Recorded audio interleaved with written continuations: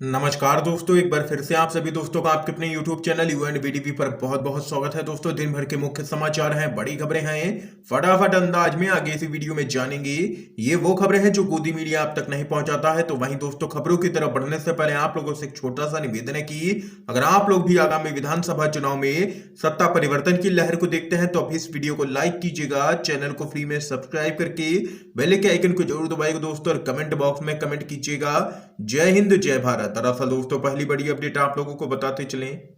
भाजपा के ऑफर पर जयंत चौधरी का अमित शाह को करारा जवाब, कहा मैं चवन्नी नहीं हूं जो पलट जाऊंगा। जो लोग बैठक में गए वो किसानों के शुभचिंतक नहीं है। जी हां दोस्तों, आप लोगों को बताते चले, जयंत चौधरी ने अमित शाह को करारा जवाब दिया है और कहा है कि उन्हें डर सता रहा है कि जनता मेरे साथ जुड़ी रही है। हर चुनाव से पहले भाजपा इस तरह की ही बैठक करती है, लेकिन उससे मिलता क्या है? मैं कोई चवन्नी नहीं हूं जो पलट जाऊंगा।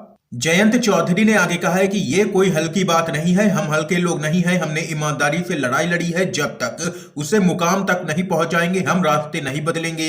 और इसके साथ ही उनका कहना है कि कल जो मीटिंग हुई है उसमें जो लोग गए हैं वो किसानों के शुभचिंतक नहीं है। ये यहां पर जयंत चौधरी ने करारा जवाब दे दिया है भाजपा को। इस बीच एक और बड़ी खबर बताते चलें। बीजेपी की जब तक विदाई नहीं तब तक कोई ढिलाई नहीं, जाट नेताओं से मिले अमित शाह तो ओपी राजभर ने कसा है तंज। जी हां दोस्तों, पश्चिमी उत्तर प्रदेश के चुनाव में जाट समुदाय चुनाव में निर्णायक भूमिका निभाता है। इस बार जाट समुदाय के नेता बीजेपी से नाराज बताए जा रहे हैं और कहा जा रहा है कि जाट नेताओं को मनाने के लिए अमित शाह ने अपने आवास पर मीटिंग का आयोजन भी किया था। आप लोगों को बताते चलें, इसके बाद भी कृषि कानून हो, किसान आंदोलन के दौरान बीजेपी के रवैये और आरक्षण जैसे कई मुद्दों पर जाट समुदाय के लोग अपनी नाराजगी जाहिर कर चुके हैं। और उनका दो टूक कहना है कि जब कृषि आंदोलन के दौरान यहां पर किसान आंदोलन कर रहे थे तब उनके लिए हम सब यहां पर खालिस्तानी थे, पाकिस्तानी थे और विदेशों से चंदा आ रहा था। और जब चुनाव आया है तो ये लोग यहां पर किसानों की हितैषी बनने का नाटक करने में लगे हैं। इसी को लेकर के यहां पर अखिलेश यादव के सहयोगी ओम प्रकाश राजभर ने कहा है कि बीजेपी को अब हार का डर सताने लगा है, इसलिए घर घर जाकर के पर्चा बांटना पड़ रहा है अमित शाह को। क्या देश के गृह मंत्री के पास अब पर्चा बांटने का ही काम रह गया है? इसके साथ ही ओपी राजभर ने आगे कहा है कि ये चाहे जिसको भी दिल्ली बुलाएं या मुंबई बुला करके किसी को भी समझाएं, एक नारा इस वक्त खूब चल रहा है कि जब तक बीजेपी की विदाई नहीं तब तक कोई ढिलाई नहीं। ये यहां पर कहना है ओम प्रकाश राजभर का। इस बीच एक और बड़ी खबर जान लेते हैं।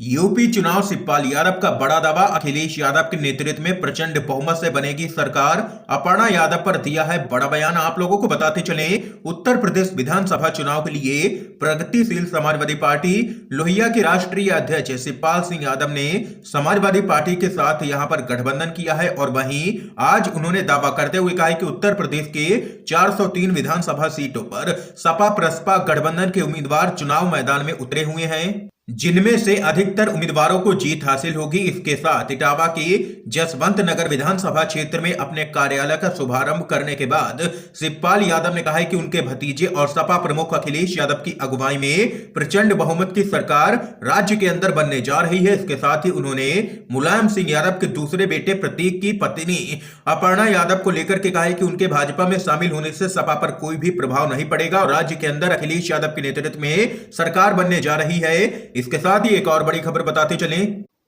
अखिलेश यादव ने ओपिनियन पोल को बताया है अफीम पोल बैन के लिए चुनाव आयोग पहुंची है सपा। जी हां दोस्तों, समाजवादी पार्टी के राष्ट्रीय अध्यक्ष अखिलेश यादव ने चुनाव को लेकर के टीवी पर आने वाले ओपिनियन पोल को पूरी तरह से खारिज कर दिया है। अखिलेश यादव ने ओपिनियन पोल को अफीम पोल कहा है।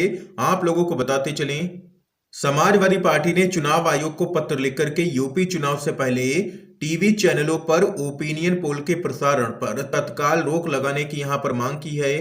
अखिलेश यादव ने टीवी पर आने वाली ओपिनियन पोल में भाजपा को बढ़त दिखाए जाने पर सवाल उठाया है। उन्होंने कहा है कि बीजेपी का जमीन पर इतना विरोध है कि उनके डिप्टी सीएम केशव प्रसाद मौर्य को अपने ही क्षेत्र में विरोध झेलना पड़ा है और भगा दिया गया है उनको। कई विधायकों को गांवों के लोगों के द्वारा यहां पर भगाया जा रहा है, उनका विरोध किया जा रहा है। बीजेपी को बैन किया गया है कई गांवों के अंदर। ऐसे में इनको ओपिनियन पोल नहीं बल्कि ओपीएम यानी कि अफीम पोल कहा जाना चाहिए, ये कहना है यहां पर अखिलेश यादव का। इस बीच अगली अपडेट बताते चलें। यूपी चुनाव आजम खान ने जेल से ही किया है नामांकन। रामपुर सदर सीट पर 4 दशकों से रहा है वर्चस्व। आप लोगों को बताते चले, समाजवादी पार्टी के वरिष्ठ नेता और पूर्व मंत्री आजम खान ने जेल से ही अपना नामांकन दाखिल कर दिया है। आजम खान फिलहाल सीतापुर जेल में बंद है। कोर्ट के आदेश पर रिटर्निंग ऑफिसर और प्रस्तावकों ने जेल पहुंच करके उनका नामांकन फॉर्म भरवाया है। आजम खान के नामांकन करने की पुष्टि जेलर RS यादव ने यहां पर कर दी है। इस बीच एक और बड़ी खबर बताते चले, राहुल गांधी ने ट्विटर के CEO पराग अग्रवाल को लिखा पत्र। कहा, सरकार के दबाव में मेरे फॉलोवर्स कम कर रही है आपकी कंपनी। जी हां दोस्तों, कांग्रेस के पूर्व अध्यक्ष राहुल गांधी ने केंद्र सरकार पर निशाना साधते हुए ट्विटर पर हमला बोला है। राहुल गांधी ने ट्विटर के CEO पराग अग्रवाल को इस संबंध में एक पत्र लिखा है। उन्होंने पत्र में दावा किया है कि उनके ट्विटर फॉलोवर्स लगातार कम हो रहे हैं। उनका कहना है कि ट्विटर केंद्र सरकार के दबाव में काम कर रहा है, इसलिए उनके फॉलोवर्स कम हो रहे हैं। उन्होंने दावा किया है कि पिछले करीब 7 महीने से उनके फॉलोवर्स की संख्या में 4 लाख की बढ़ोतरी हुई थी, लेकिन अगस्त 2021 के बाद उनके फॉलोवर्स की संख्या कम होने लगी है।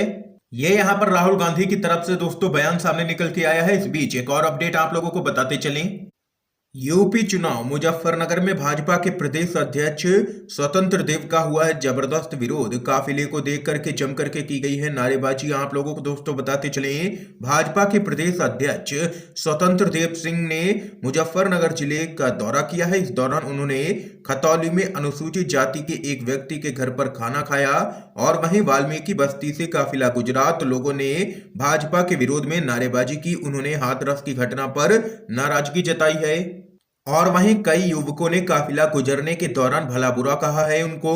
इसके साथ ही उन्होंने स्थानीय विधायक के रवैये पर भी नाराजगी जताई है। ये यहाँ पर दोस्तों देख सकते हैं कि बीजेपी के यूपी के जो प्रदेश अध्यक्ष हैं स्वतंत्र देव सिंह, उनका जबरदस्त जनता के द्वारा विरोध किया गया है और गांव से खदेड़े गए हैं। इसके साथ ही एक और अपडेट बताते चले, यूपी चुनाव मौजूदा दौर आधी आमदनी दोगुनी महंगाई का बीजेपी सिर्फ परेशानियां ही लाई है। योगी सरकार पर बरसे हैं अखिलेश यादव। आप लोगों को बताते चले, समाजवादी पार्टी के मुखिया अखिलेश यादव लगातार यूपी की योगी आदित्यनाथ सरकार पर हमलावर हैं। उन्होंने एक खुले खत में विभिन्न मुद्दों को लेकर के सूबे की सरकार पर निशाना साधा है। अखिलेश यादव ने मौजूदा दौर को आधी आमदनी दोगुनी महंगाई बताया है। उन्होंने कहा है कि मौजूदा सरकार सिर्फ मुश्किलें लेकर के ही आई है जनता के लिए।